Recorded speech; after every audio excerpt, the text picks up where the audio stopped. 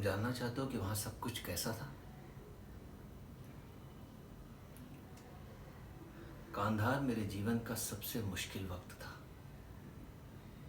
कभी भी बम फटते थे, चारों तरफ से गोलियां चलती थी, रोते चीखते चिल्लाते लोग जिनकी भाषा भी हमें समझ में नहीं आती थी।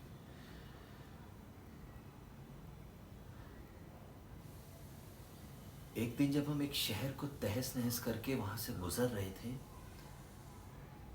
तभी हमें एक वहां छोटी सी बच्ची दिखी। उसकी उम्र तकरीबन 4 साल के आसपास होगी। काली बड़ी बड़ी आंखें, इतनी प्यारी कि अगर उसे कोई एक नजर देख ले तो देखता रह जाए। बमबारी से जो खंडहर बने थे उसी के ऊपर खड़ी थी, अकेली असहाय। उसे कुछ समझ में नहीं आ रहा था कि उसे क्या करना है। उसे रोना है, भागना है, चीखना है या चिल्लाना है, उसे कुछ भी समझ में नहीं आ रहा था। मैं उस नन्ही परी के पास गया। घुटने टेक कर मैंने उसकी गहरी आंखों में देखा और कहा, हाय, मैं वरुण हूं, सब ठीक हो जाएगा।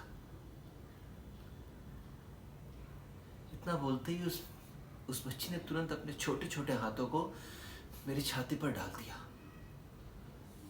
मैंने महसूस किया कि शायद वो अपने छोटे छोटे हाथों से जोर लगाकर मुझे पकड़ने की कोशिश कर रही थी। उस वक्त जो कुछ भी वो बच्ची महसूस कर रही थी, वो एहसास मेरे सीने से सिमट गया था।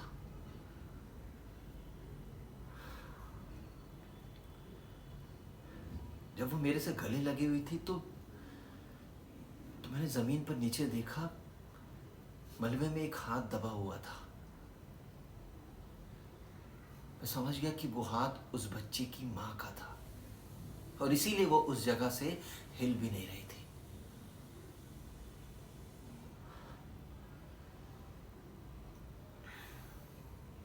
बर्बरता और बेबसी के इस मंजर ने मुझे बीमार कर दिया था। हम युद्ध में ये सोचकर जाते हैं कि हम मानवता की भलाई के लिए लड़ेंगे।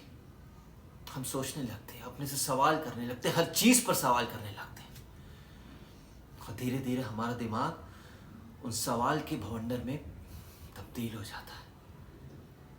हमें लगता है कि हम पागल हो गए।